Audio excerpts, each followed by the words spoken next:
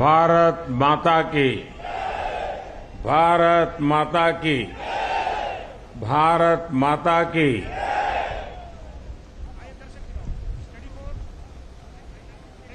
आज प्रातः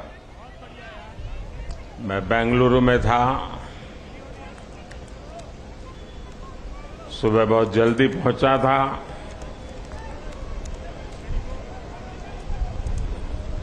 और तय किया था कि भारत में जाकर के देश को इतनी बड़ी सिद्धि दिलाने वाले वैज्ञानिकों के दर्शन करूं। और इसलिए मैं सुबह सुबह वहां चला गया। लेकिन वहां जनता जनार्दन ने सुबह से ही, सूर्योदय से भी पहले हाथ में तिरंगा लेकर के चंद्रयान की सफलता का जिस प्रकार का उत्सव मनाया,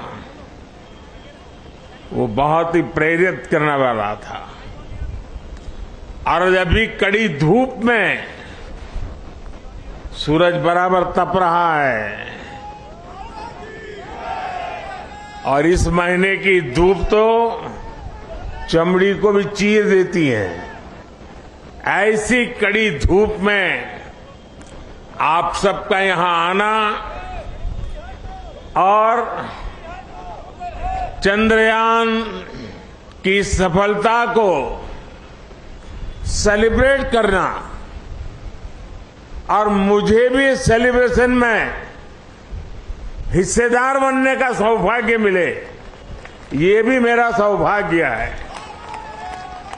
और मैं इसके लिए आप सबका अभिनंदन करता हूं। आज जब मैं इसरो पर सुबह पहुंचा था तो चंद्रयान द्वारा जो तस्वीरें ली गई थी, उन तस्वीरों को पहली बार रिलीज करने का भी मुझे सौभाग्य मिला। शायद अब तो आपने भी टीवी पर वो तस्वीरें देखी होगी। वो खूबसूरत तस्वीरें अपने आप में एक बहुत बड़ी वैज्ञानिक सफलता की एक जीती जागती तस्वीर हमारे सामने प्रस्तुत हुई। आमतौर पर एक परंपरा है दुनिया में कि इन प्रकार के सफल अभियान के साथ उस पॉइंट का कोई न कोई नाम दिया जाए। तो बहुत सोचने के बाद मुझे लगा, और आज जहां पर चंद्रयान 3 ने लैंड किया हुआ है, उस पॉइंट को एक नाम दिया गया और नाम दिया है शिव शक्ति।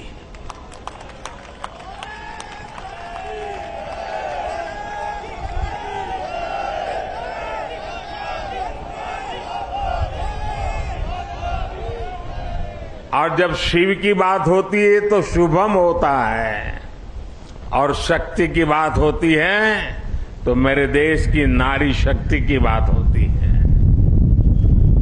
जब शिव की बात होती है तो हिमालय याद आता है, और शक्ति की बात होती है तो कन्याकुमारी याद आता है। हिमालय से कन्याकुमारी तक की इस भावना को उस पॉइंट में प्रतिबिंबित करने के लिए इसका नाम शिव शक्ति तय किया है। इसके साथ ही 2019 में चंद्रयान 2, उस समय नाम रखने की चर्चा मेरे सामने आई थी, लेकिन मन तैयार नहीं था। भीतर ही भीतर मन ने संकल्प कर लिया था कि पॉइंट 2 को भी नाम तब मिलेगा जब हम सच्चे अर्थ में हमारी यात्रा में सफल होंगे। और चंद्रयान 3 में सफल हो गए तो आज चंद्रयान 2 का जो पॉइंट था उसका भी नामकरण किया और उस पॉइंट का नाम रखा है तिरंगा। हर संकटों से जूझने का सामर्थ्य तिरंगा देता है। हर सपने को साकार करने की प्रेरणा तिरंगे देता है। और इसलिए 2 में विफलता मिली, 3 में सफलता मिली, तो प्रेरणा बन गई तिरंगा। और इसलिए जो पॉइंट 2 चंद्रयान 2 जो पॉइंट के रूप में अब तिरंगा के रूप में जाना जाएगा। और भी एक महत्वपूर्ण बात आज सुबह मैंने कही है। 23 अगस्त भारत की वैज्ञानिक विकास यात्रा में एक मील का पत्थर है। और इसलिए हर वर्ष भारत 23 अगस्त को नेशनल स्पेस डे के रूप में मनाएगा। साथियों, मैं पिछले दिनों ब्रिक्स समिट के लिए साउथ अफ्रीका में था। इस बार साउथ अफ्रीका के ब्रिक्स समिट के साथ साथ पूरे अफ्रीका को भी वहां निमंत्रित किया गया था। और ब्रिक्स समिट में मैंने देखा, शायद ही दुनिया का कोई व्यक्ति हो जिसने चंद्रयान की बात न की हो, बधाई न दी हो। और जो बधाइयां मुझे वहां मिली है, वो आते ही मैंने सब वैज्ञानिकों के सामने उनको सुपुर्द कर दी है। और आप सबको भी सुपुर्द कर रहा हूं कि पूरे विश्व ने बधाइयां भेजी है। साथियों, हर कोई ये जानने का प्रयास करता था चंद्रयान की यात्रा के संबंध में, ये कालजयी उपलब्धि के संबंध में, और नया भारत, नए सपने, नए संकल्प और नई सिद्धि एक के बाद एक दुनिया के अंदर एक नया प्रभाव अपना भारत के तिरंगे का सामर्थ्य अपने सफलताओं के आधार पर, अचीवमेंट्स के आधार पर आज दुनिया अनुभव भी कर रही है, स्वीकार भी कर रही है और सम्मान भी दे रही है। साथियों, ब्रिक्स समिट के बाद मेरा ग्रीस जाना हुआ। 40 साल बीत गए, भारत के किसी प्रधानमंत्री ने ग्रीस की यात्रा नहीं की थी।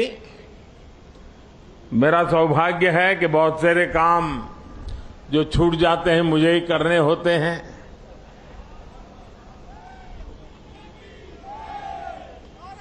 ग्रीस में भी जिस प्रकार से भारत का मान सम्मान, भारत का सामर्थ्य, और ग्रीस को लगता है कि भारत और ग्रीस की दोस्ती, ग्रीस एक प्रकार से यूरोप का प्रवेश द्वार बनेगा और भारत और ग्रीस की दोस्ती भारत और यूरोपियन यूनियन के रिश्तों को मजबूती देने का एक बहुत बड़ा माध्यम बनेगा। साथियों, आने वाले दिनों में कुछ दायित्व हमारे भी हैं। वैज्ञानिकों ने हमारा काम किया है, सैटेलाइट हो, चंद्रयान की यात्रा हो, सामान्य मानवीय के जीवन में इसका बहुत बड़ा प्रभाव होता है। और इसलिए इस बार मेरे देश की युवा शक्ति को विज्ञान के प्रति रुचि बढ़े, टेक्नोलॉजी के प्रति रुचि बढ़े। हमें इस बात को आगे ले जाना है। हम सिर्फ उत्साह, उमंग, नई ऊर्जा, सिर्फ इतने से अटकने वाले लोग नहीं हैं। हम एक सफलता प्राप्त करते हैं तो वहीं पर मजबूत कदम रख के नए उछाल के लिए तैयार हो जाते हैं। और इसलिए गुड गवर्नेंस के लिए, लास्ट माइल डिलीवरी के लिए, सामान्य मानवीय की जिंदगी में सुधार के लिए ये स्पेस साइंस कैसे काम आ सकता है, ये सैटेलाइट कैसे काम आ सकते हैं, ये हमारी यात्रा कैसे उपयोगी हो सकती है, उसको हमें आगे बढ़ाना है। और इसलिए मैंने सरकार के सभी विभागों को सूचित कर रहा हूं कि वे अपने अपने विभाग में जो जन सामान्य से जुड़े काम है, उन कामों में स्पेस साइंस का, स्पेस टेक्नोलॉजी का, सैटेलाइट के सामर्थ्य का डिलीवरी में कैसे उपयोग करें, क्विक रिस्पांस में कैसे उपयोग करें, ट्रांसपेरेंसी में कैसे उपयोग करें, परफेक्शन में कैसे उपयोग करें, उन सारे बातों की ओर वो अपनी समस्याओं को खोज के निकाले। और मैं देश के नौजवानों को आने वाले दिनों में हैकेथॉन ऑर्गेनाइज करना चाहता हूं। पिछले दिनों कई हैकेथॉन में देश के लाखों विद्यार्थी 30-30, 40-40 घंटे नॉन स्टॉप काम करके बढ़िया बढ़िया आइडिया दिए हैं और उसमें से एक वातावरण पैदा हुआ है। मैं आने वाले दिनों में ऐसे हैकेथॉन की बड़ी श्रृंखला चलाना चाहता हूं ताकि देश का जो यंग माइंड है, यंग टैलेंट है और जो जन सामान्य की मुसीबतें हैं, इसके सॉल्यूशन के लिए ये स्पेस साइंस, सैटेलाइट से टेक्नोलॉजी, उसका उपयोग करें। उस दिशा में हम काम करेंगे। इसके साथ साथ हमें नई पीढ़ी को भी विज्ञान की तरफ आकर्षित करना है। 21वीं सदी टेक्नोलॉजी ड्रिवन है और दुनिया में वही देश आगे बढ़ने वाला है जिसकी साइंस और टेक्नोलॉजी में महारत होगी। और इसलिए समय की मांग है कि 2047 में हमारे देश को विकसित भारत बनाने के सपने को पार करने के लिए हमें साइंस और टेक्नोलॉजी की राह पर और अधिक मजबूती से आगे बढ़ना है। हमारी नई पीढ़ी को बचपन से ही साइंटिफिक टेम्पर के साथ आगे बढ़ने के लिए तैयार करना है। और इसलिए ये जो बड़ी सफलता मिली है, ये जो उमंग है, उत्साह है, उसको अब शक्ति में चैनलाइज करना है। और शक्ति में चैनलाइज करने के लिए माईगॉव पर 1 सितंबर से एक क्विज कंपटीशन आरंभ होगी ताकि हमारे नौजवान छोटे छोटे सवाल जवाब देखेंगे तो उनकी धीरे धीरे उसमें रुचि बनेगी। और जो नई एजुकेशन पॉलिसी है उसने साइंस और टेक्नोलॉजी के लिए बहुत भरपूर व्यवस्था करके रखी हुई है। हमारी नई शिक्षा नीति इसको बहुत अधिक बल देने वाली शिक्षा नीति है और उसमें जाने के लिए एक रास्ता बनेगा हमारा क्विज कंपटीशन। मैं आज यहां से देश के नौजवानों को, मेरे देश के विद्यार्थियों को और हर स्कूल को मैं कहूंगा कि स्कूल का एक कार्यक्रम बने कि ये चंद्रयान से जुड़ी हुई जो क्विज कंपटीशन है उस क्विज कंपटीशन में बढ़ चढ़ करके हिस्सा लें देश के करोड़ों करोड़ों युवा इसका हिस्सा बने और हम इसको आगे ले जाएं। मैं समझता हूं ये बहुत बड़ा परिणाम देगा। आज मेरे सामने आप सब आए हैं तो और भी एक बात की और मैं आपका ध्यान आकर्षित करना चाहता हूं। विश्व की भारत के प्रति एक बहुत जिज्ञासा बढ़ी है, आकर्षण बढ़ा है, विश्वास बढ़ा है, लेकिन इन सब के बावजूद भी कुछ मौके होते हैं जब उसे इन चीजों की अनुभूति होनी चाहिए। हम सब के सामने तत्काल एक अवसर आने वाला है और खास करके दिल्ली वासियों के लिए अवसर आने वाला है, और वो है G20 समिट। एक प्रकार का विश्व का बहुत बड़ा निर्णायक नेतृत्व ये हमारी दिल्ली की धरती पर होगा, हिंदुस्तान में होगा। पूरा भारत यजमान है, लेकिन मेहमान तो दिल्ली आने वाले हैं। उनको जरा मेरी डॉक्टर की टीम जरा पहुंचे, मेरे साथ जो डॉक्टर हैं जरा देख लें इनको।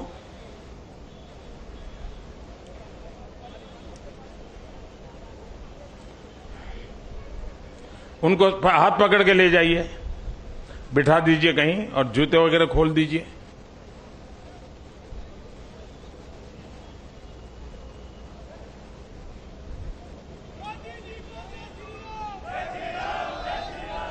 G20 की मेजबानी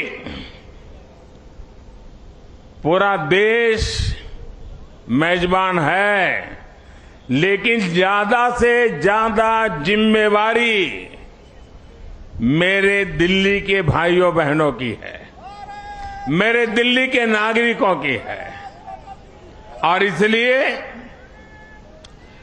देश की साख पर रत्ती भर भी आंच न आए, ये हमारे दिल्ली को करके दिखाना है। देश की आन बान शान का झंडा ऊंचा करने का सौभाग्य मेरे दिल्ली के भाइयों बहनों के पास है। और इतनी बड़ी मात्रा में विश्व से मेहमान आते हैं तो असुविधा तो होती ही होती है।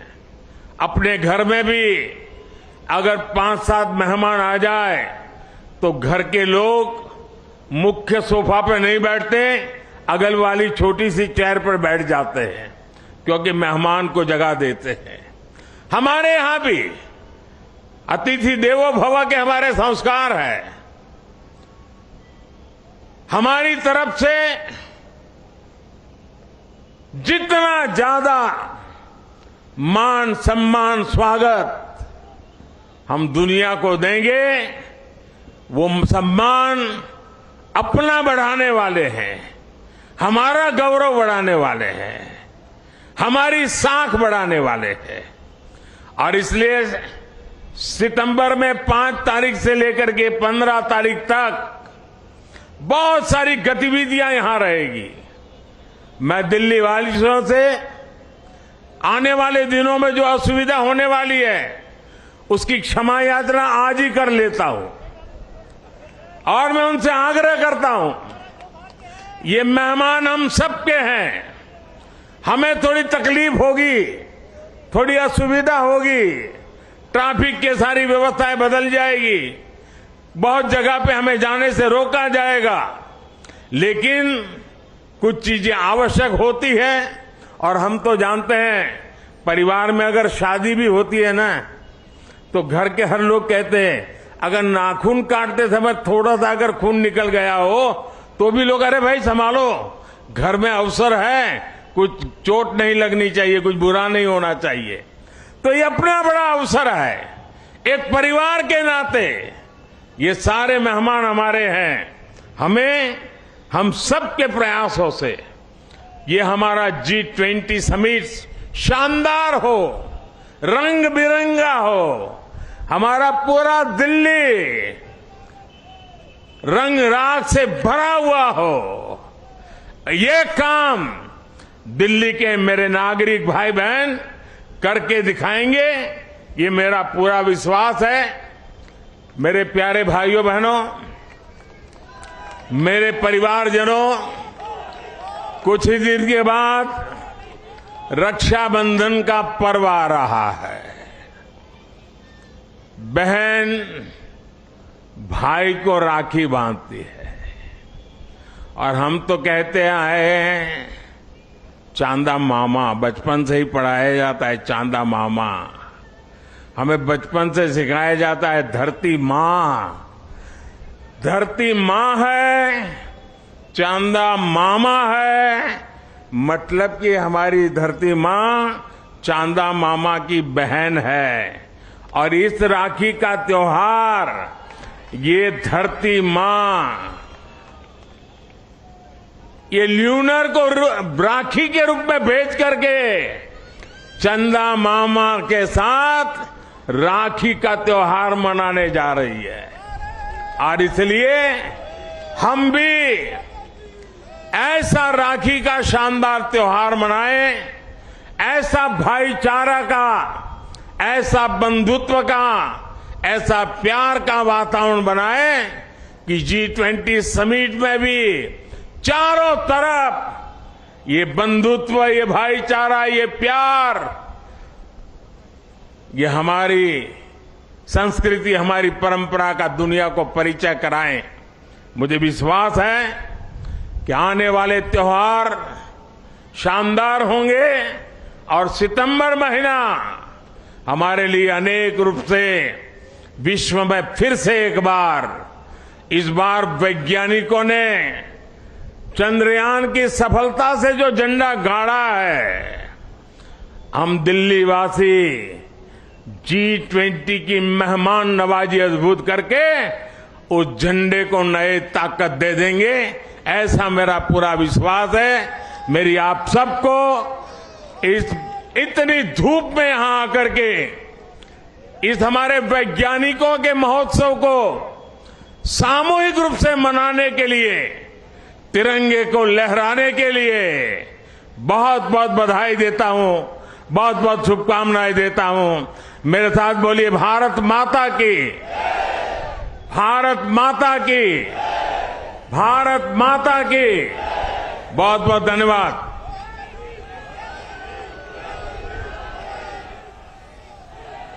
नरेंद्र मोदी ने दिल्ली में अपना संबोधन दिया।